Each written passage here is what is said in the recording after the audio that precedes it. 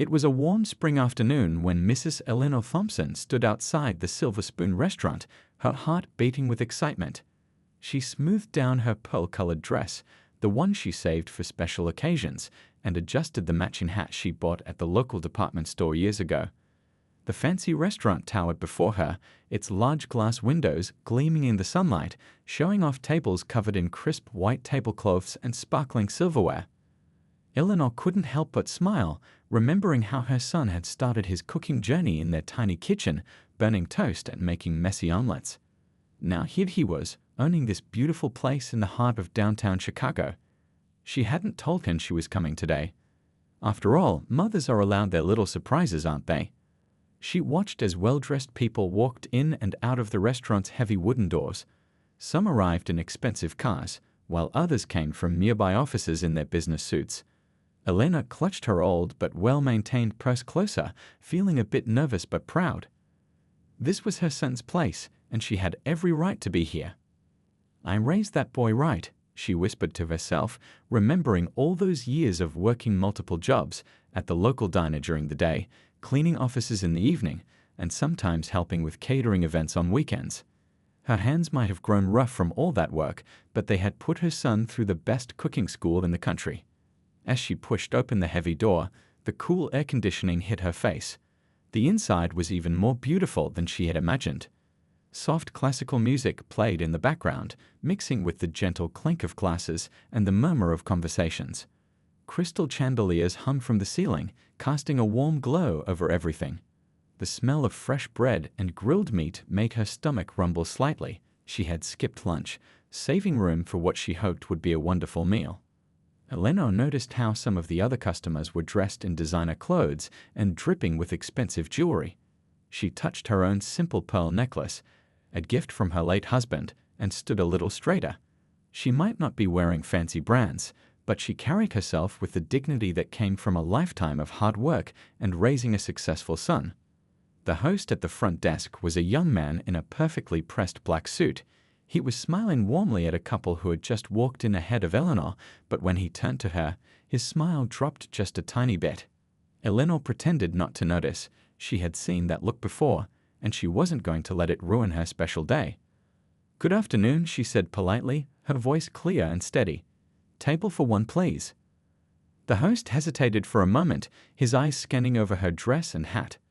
"Do you have a reservation?" he asked, even though Eleanor could clearly see several empty tables in the restaurant. "No, I don't," she replied calmly, though she felt her chest tighten a little. "But I see you have some open tables." After what felt like a very long moment, the host picked up a menu, not the leather-bound ones he had given to the couple before her, but a simpler paper one. "Follow me," he said, leading her past all the prime tables near the windows and the center of the restaurant. They walked past tables of people who barely glanced up from their meals, past the elegant bar where businessmen sat discussing deals, and finally to a small table tucked away in a corner near the kitchen doors. The table wobbled slightly when Eleanor placed her hand on it.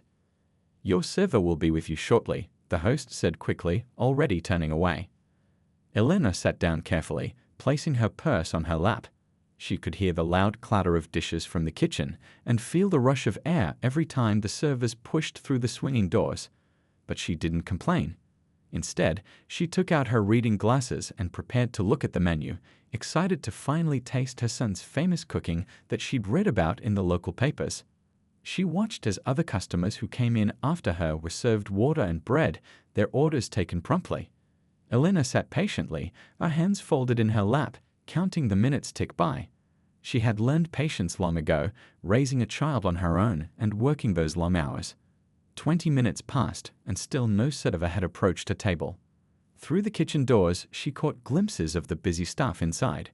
She wondered if her son was in there right now, creating one of his special dishes. The thought made her smile again, remembering how he used to stand on a chair at their stove, insisting on helping her cook dinner when he was barely tall enough to reach the counter. The noise from other diners' conversations and laughter filled the air around her, but at her lonely corner table, Elena sat in silence, still waiting to be served, still holding onto her dignity and her joy at being in her son's restaurant. Little did anyone know that the elegantly dressed older woman sitting quietly in the corner had sold her car and worked overtime for years to help create this very place they were all enjoying. Finally, after what seemed like forever, a tall waiter with perfectly combed hair approached Eleanor's table. His name tag read Thomas, and he carried himself like he owned the place. He didn't have the friendly smile he'd been giving to other customers. Instead, he looked at Eleanor like she was something that didn't belong in this fancy restaurant. "Can I help you?" he asked, not even bothering to take out his notepad. His voice was cold, like talking to Eleanor was a waste of his time. She had seen this behavior before, at stores, in banks, at other restaurants. It still hurt, even after all these years, but she never let it show. Eleanor smiled warmly, just like she always did. "Yes, please. I'd love to see the menu." She spoke clearly and politely, the way she'd taught her son to speak to everyone, no matter who they were. Thomas didn't move to hand her the menu that was sitting right there on the table. Instead, he cleared his throat and said, "Ma'am, you should know our prices are, well, they're quite high. The cheapest thing on our menu is the house salad, and it's $30. He said this loud enough that people at nearby tables turned to look. Eleanor felt her cheeks grow warm, but she kept her head high. She thought about all the times she'd counted pennies to buy groceries, all the birthday cakes she'd baked instead of bought, all the nights she'd stayed up late mending clothes instead of buying new ones. Also, her son could follow his dreams. "I understand," she said quietly. "I'd still like to see the menu, please." Thomas raised his eyebrows. "Perhaps," he said, leaning in closer and lowering his voice, "you'd be more comfortable at the diner down the street. They have a senior special on Thursdays." Eleanor felt her heart sink a little, but she'd faced worse than this in her life. She remembered the time she'd worked 3 double shifts in a row to pay for her son's first professional cooking supplies. If she could handle that, she could handle this young man's rudeness. "Young man," she said, her voice steady and clear, "I've been sitting here for nearly half an hour.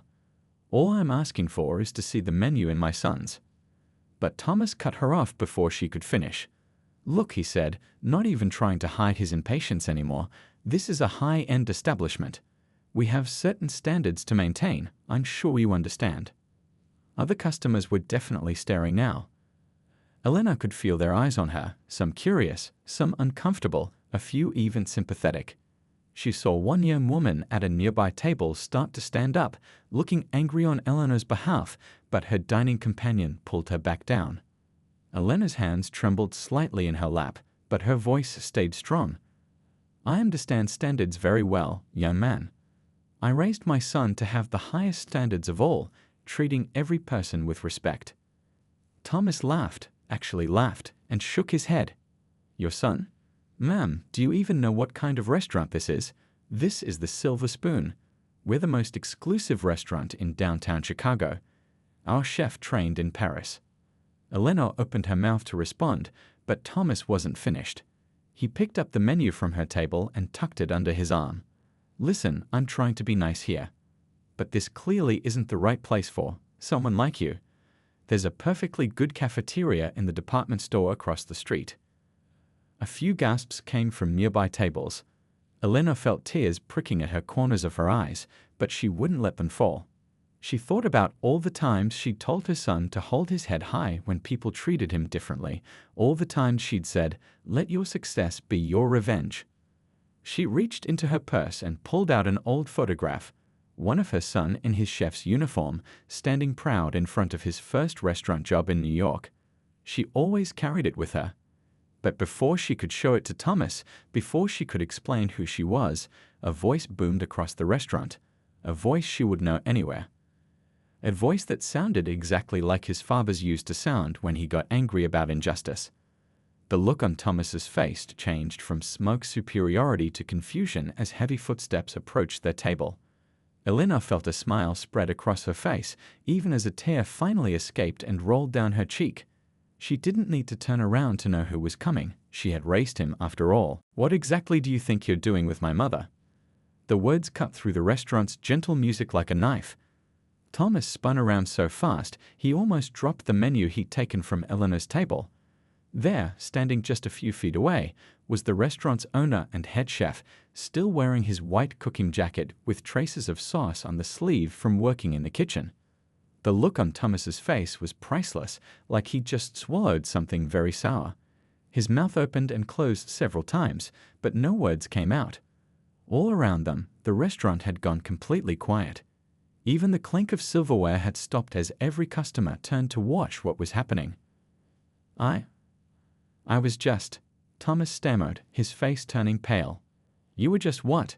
The chef asked, his voice dangerously calm. Just suggesting my mother go to a cafeteria? Just telling her this place is too expensive for her? Just making assumptions about someone you know nothing about? Elena watched her son with pride. Even angry, he carried himself with dignity, something she'd taught him from an early age. It's all right, baby, she said softly. I'm used to it. No, Mama, it's not all right, her son replied, his eyes never leaving Thomas's face. And you shouldn't be used to it. Nobody should. He turned to address the whole restaurant. This woman right here, she worked 3 jobs to put me through culinary school. She went without new clothes for years so I could buy cooking supplies. When I was learning to cook and burned every single thing I touched, she ate it all with a smile and told me I was improving. Thomas had started to sweat now, his perfectly combed hair no longer quite so perfect. Sir, I had no idea. I didn't know. That's right, you didn't know, the chef cut him off. You didn't know that she taught me my first recipe, her famous sweet potato pie. You didn't know that she catered events on weekends to help me buy my first set of professional knives. You didn't know that everything I am today, everything this restaurant is, started in her tiny kitchen where she taught me that good food is about love, not about fancy prices or exclusive tables. Elena felt more tears coming, but these were different, tears of pride and love as she listened to her son defend her. Around the restaurant, she could see other people wiping their eyes too. Every single recipe on our menu, her son continued, his voice getting louder, has a piece of what my mother taught me in it. That $30 house salad you mentioned, the dressing is her recipe. That fancy French soup everyone raves about. I learned the base from her. She might not have trained in Paris, but she trained me in something more important, how to treat people with respect. He walked over to Elena's table and gently helped her to her feet. Mama, he said softly, let me show you to the best table in the house. The one we save for special guests, because that's what you are, the most special guest this restaurant will ever have. As they walked through the restaurant, people started to applaud. Elena saw that young woman who had tried to stand up for her earlier, wiping tears from her eyes. An older gentleman stood up and bowed slightly as they passed. But before they moved to the new table, her son turned back to Thomas, who was still standing there looking like his world had just turned upside down. When you're done here, the chef said firmly, come to my office. We need to have a serious discussion about the kind of establishment this really is. As they walked away, Elena heard Thomas's shaky voice behind them. Yes, chef. I'm so sorry, chef. Her son pulled out a chair at the best table in the house, right by the front window where everyone could see. As Elena sat down, she noticed her hands were shaking a little, but now it was from happiness rather than hurt. Her son kissed her cheek and whispered, let me make you something special, Mama. Everything on the menu is yours. After all, most of it came from you anyway. Elena smiled up at him, her heart so full of love and pride it felt like it might burst. As he headed back to the kitchen, she heard him telling the staff that his mother was to be treated like a queen. And sitting there in that fancy restaurant, watching her son command respect not just for himself, but for her too, Eleanor thought about how far they'd both come from their tiny kitchen at home. In his office, the chef sat behind his desk, looking at Thomas, who stood nervously before him. The waiter's earlier arrogance had completely vanished, replaced by genuine shame. His perfectly pressed uniform now looked wrinkled from nervous fidgeting, and beads of sweat dotted his forehead. Sit down, the chef said quietly, gesturing to the chair across from his desk. The walls of his office were covered with cooking awards and magazine reviews, but right in the center was a simple framed photo, a much younger version of him and his mother in their old kitchen, both covered in flour and laughing. Thomas sank into the chair, his eyes fixed on his shoes. Chef, I don't know what to say. I'm so sorry. I had no idea she was your mother. The chef leaned forward, his hands folded on the desk. That's exactly the problem, isn't it? You shouldn't have to know she's my mother to treat her with respect. Would it have been okay to treat any other elderly woman that way, any other customer? No, sir, Thomas whispered. It wouldn't. Tell me something, the chef continued, his voice firm but not unkind. What made you look at my mother and decide she didn't belong here? Was it her age? Her clothes? Her skin color? What gave you the right to judge whether she could afford to be here? Thomas squirmed in his seat. I guess I just assumed. He stopped, realizing how bad that sounded. You assumed, just like people assumed I couldn't be a chef because of how I looked. Just like they assumed my mother couldn't afford to shop in nice stores, even though she worked harder than anyone I've ever known. The chef stood up and walked to the framed photo on the wall. See this picture, he asked, pointing to it. This was taken the day I told my mother I wanted to be a chef. We were trying to make croissants from scratch. They came out horrible, hard as rocks, but she didn't care. She ate one anyway and said they were perfect. Then she picked up extra shifts at work so she could buy me proper baking equipment. He turned back to Thomas. That woman you just humiliated, she wore the same 2 dresses for 3 years so I could go to cooking school. She ate rice and beans most nights so I could practice making expensive dishes. She never once complained. Thomas was crying now, quiet tears rolling down his cheeks. I'm so sorry, chef. I know I messed up badly. If you want me to leave. The chef sat back down. Actually, I don't want you to leave. I want you to learn. Starting tomorrow, you're going to work with my mother. Thomas looked up, confused. Sir? My mother is going to start coming in 3 days a week. She'll teach you about our family recipes, about where each dish comes from. But more importantly, she'll teach you about treating people with dignity. About looking past appearances. About the kind of service we really want to provide here. You mean you're not firing me? Thomas asked, his voice shaking. No, because my mother also taught me about giving people a chance to learn from their mistakes. But understand this, if I ever see or hear about you treating any customer the way you treated her today, you'll be gone before you can blink. Just then, there was a knock at the office door. It was Eleanor carrying a plate with 2 slices of pie.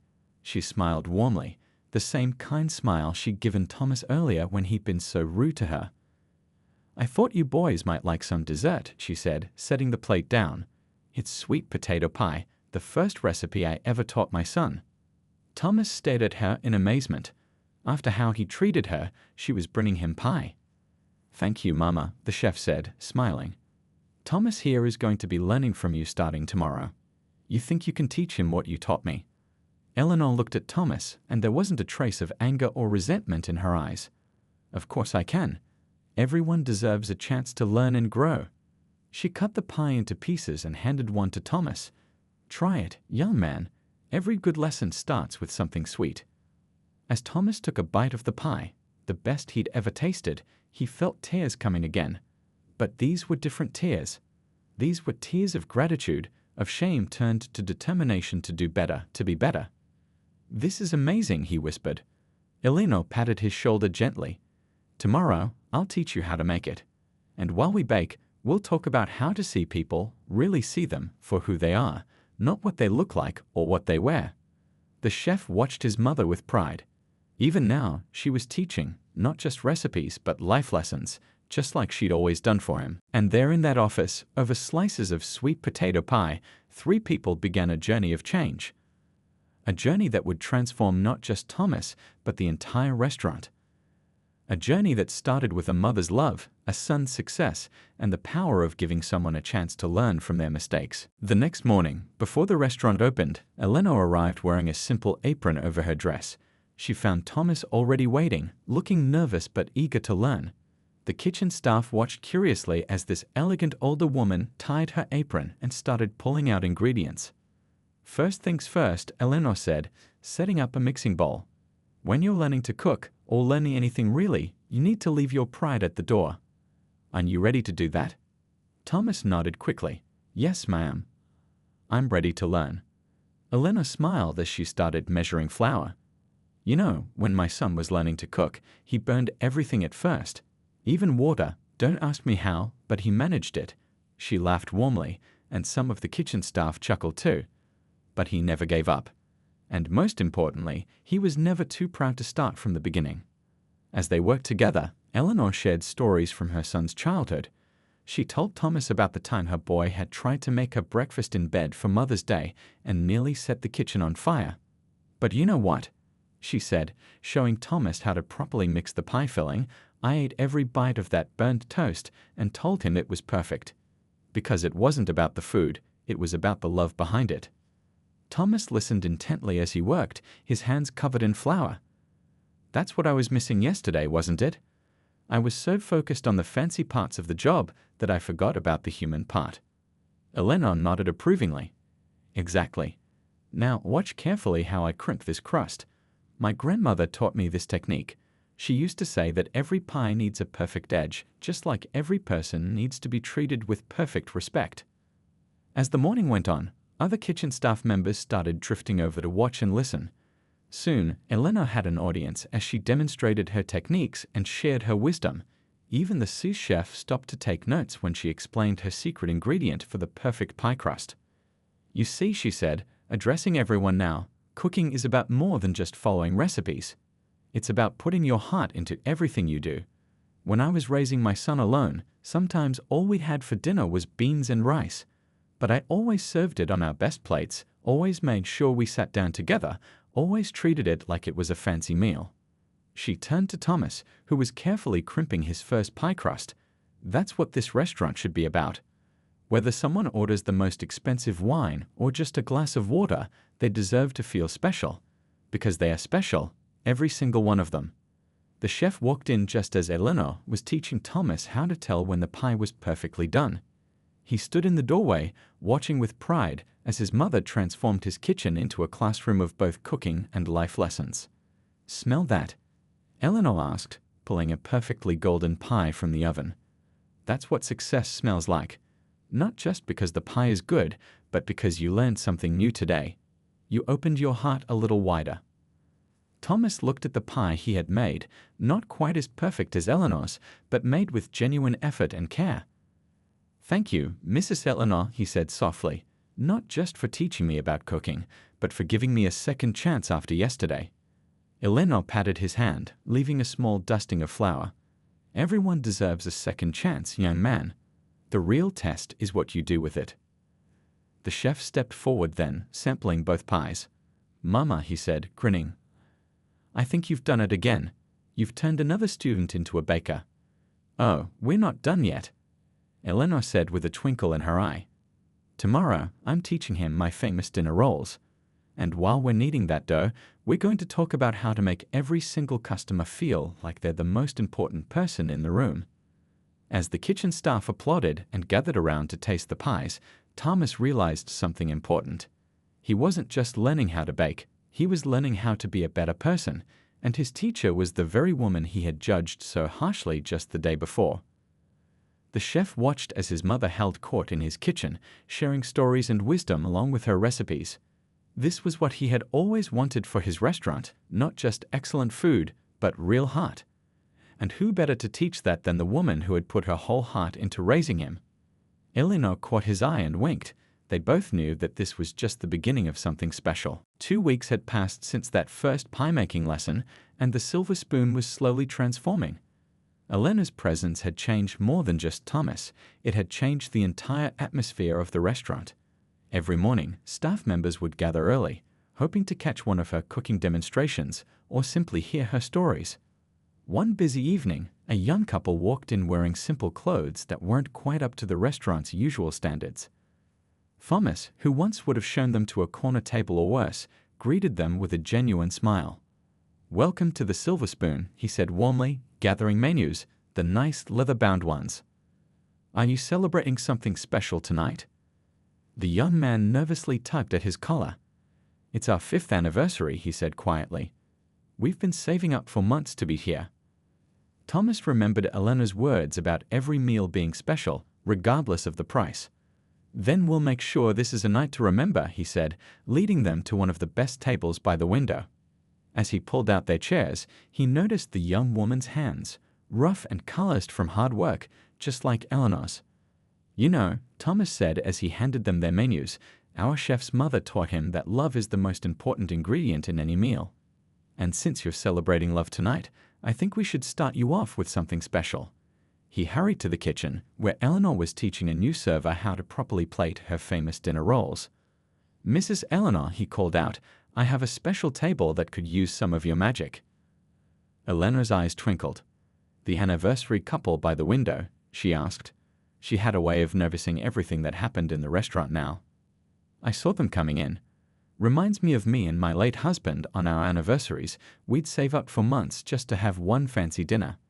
She quickly prepared a basket of her freshly baked rolls, adding a special honey butter she made herself.